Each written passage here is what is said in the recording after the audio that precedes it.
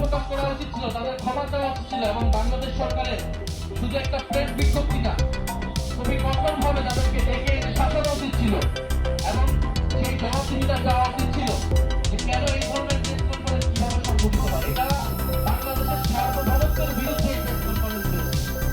বাংলাদেশের বিচার ব্যবস্থা, বিচারে একটা রায় হয়েছে যে আসামিকে যখন প্রেস কনফারেন্স করতে একটা সরকার, তার মানে এদেশের গণতন্ত্র, বিচার ব্যবস্থা, এদেশের সার্বভৌমত্বের বিরুদ্ধে ভারত সরকার কার্যত অবস্থান নিয়েছে এবং বাংলাদেশের বিরুদ্ধে কার্যত একটা ছায়া যুদ্ধ ঘোষণা করা হয়েছে।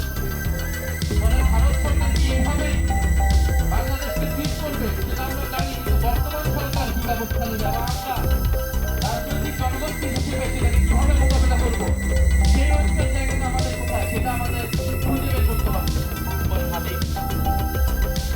যার চিন্তা, যার পরিশ্রম, যার নিষ্ঠায় ইনকিলাব মঞ্চ এতদূর এসেছে এবং তিনি আজকে আমাদের সাথে না থাকলেও আমরা অনুভব করতে পারছি যে তিনি আমাদের সাথে আছেন। কারণ মানুষ শারীরিকভাবে বেঁচে না থাকলেও মানুষ তার চিন্তা, তার আদর্শে কেউ টাকা না দিলে তাকে ধরে নিয়ে মারধর করার মতো অভিযোগ রয়েছে।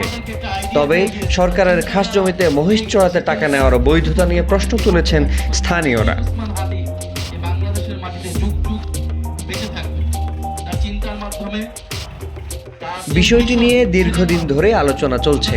তদন্ত করে প্রয়োজনীয় ব্যবস্থা নেওয়ার আশ্বাস প্রশাসনের। এদিকে সব অভিযোগ অস্বীকার করেছেন অভিযুক্ত সাবেক ছাত্রদল নেতা মঈনুদ্দিন। একটা রাষ্ট্র নির্মাণের লক্ষ্য নিয়ে এবং আরেকটা বড় লক্ষ্য ছিল তার বিচারটা আমরা নিশ্চিত করতে পারিনি, যেটা তার শেষ চাওয়া ছিল। আমরা শেষের দিকে দেখেছি অজুহাতে বলেন ধরার চাই ভেঙে ফেলে মহিষগুলো, সেই জরিমানা হিসেবে টাকা নেওয়া হয়েছে। এ বিষয়ে গণ্যমান্য ব্যক্তিদের নিয়ে সালিশ বসছে বলেও জানান মঈনুদ্দিন।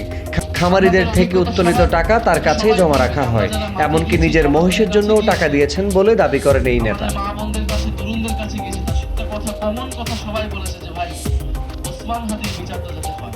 এবং আমরা কিন্তু তাদেরকে কথা দিয়ে, নির্বাচনে প্রতিশ্রুতি দিয়ে কিন্তু আমরা ভোট দিয়েছি যে আমরা বিজয়ী হলে, আমরা সরকার গঠন করতে পারলে অথবা আমরা সংসদে যাইতে পারলে আমরা কিন্তু ওসমান হাদির বিচার নিশ্চিত করব। গত 5ই আগস্ট তথা দিল্লিতে, আপনারা সবাই জানেন, দিল্লিতে একটা প্রেস কনফারেন্স হয়েছে যেখানে ফ্যাসিস্ট আওয়ামী লীগ সেই এবং শেখ হাসিনা, গণহত্যাকারী শেখ হাসিনা যিনি দিল্লিতে আশ্রিত, তারা একটা প্রেস কনফারেন্স করেছে এবং ভারত সরকার সেই দায় নিচ্ছে না, সেটাকে অস্বীকার করছে। চিন্তা করে দেখুন যে ঢাকায় একটা ধরুন যে ঢাকার 7 সিস্টারের কোনো একটা স্বাধীনতাকামী সংগঠন ঢাকায় একটা প্রেস কনফারেন্স করলো এবং বাংলাদেশ সরকার বললো যে এটার দায় আমাদের না, আমরা জানি না এটা কিভাবে হয়েছে, আমরা এটাকে সমর্থন করি না।